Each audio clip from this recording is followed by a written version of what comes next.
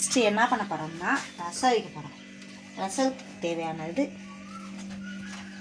மிக்சியில் போட்டு ஜீரகம், மிளகு, வெள்ளைப்பூடு, தக்காளி, பச்சை மிளகா எல்லாம் மட்டும் அரைச்சி வச்சுருக்கேன்.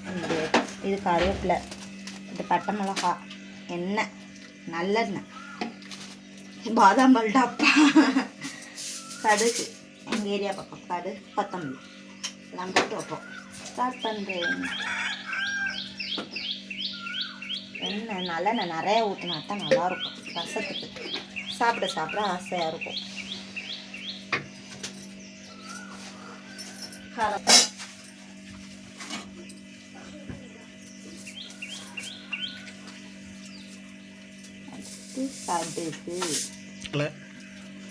கடுகு,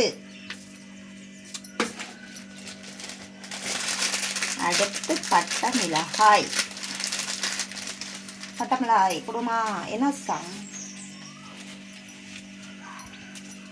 ஏன்னா இந்த ஏன் ரசம் வைக்கிறேன்னா மழை டைம், மழை சீசன், அதனால டயத்தில் ரசம் வச்சு அடிக்கடி சாப்பிட்டா சளி பிடிக்காது, உடம்பு வலி தெரியாது.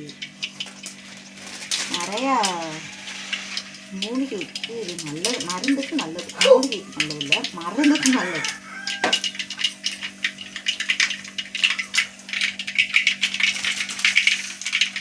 இது சாதம் அடிச்சு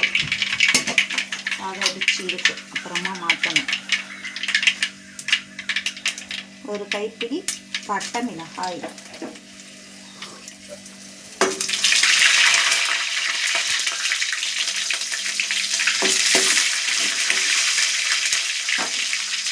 இது நான் வைக்கிற ஸ்டைல்.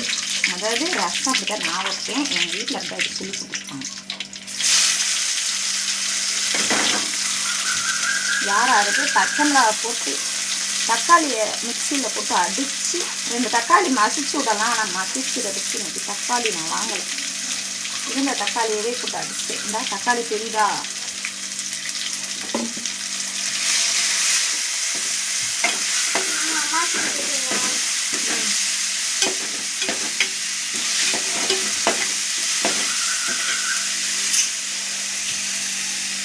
இது வீட்டரிசி, அதாவது நெல்லில் அவிச்சு வைப்போம்ல, அந்த அரிசியில் அரிசி சமைச்சு தண்ணி எடுத்து வச்சுருக்கேன்.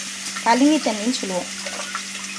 அரிசி கழிஞ்சி தண்ணி கழுங்கி தண்ணின்னு சொல்லுவோம் எங்கள் ஏரியா பக்கம். அதனால் அந்த கழுங்கி தண்ணியில் புளி ஊற போட்டு வச்சுருக்கேன்.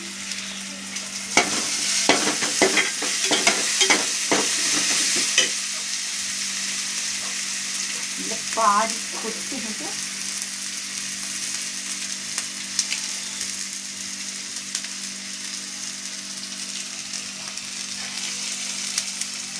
பாடி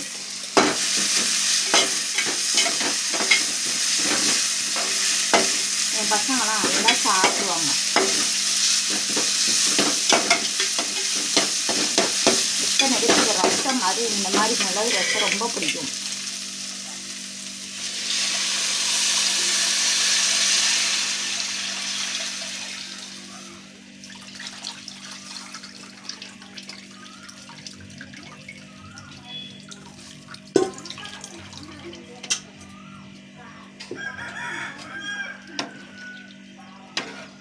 இதுக்கப்புறம் தான் மஞ்சத்தூள் பிடிக்கும்.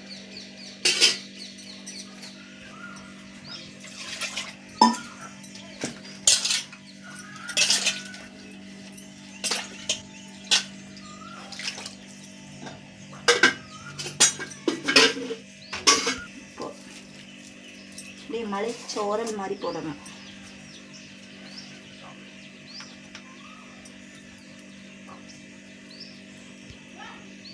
ஐயோ கரெக்டாக வந்துருச்சு. கூட வச்சுருச்சு. கரெக்டாக வந்துருச்சு.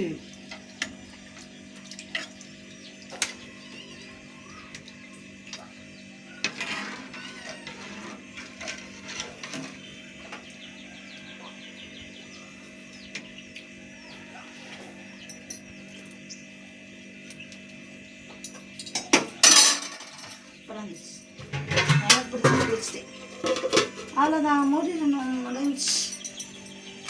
உங்கள் வீட்டில் ரசம் அப்படிலாம் வச்சுருந்தீங்கன்னா மறக்காம காமெண்ட்டில் சொல்லுங்கள். Okay bye.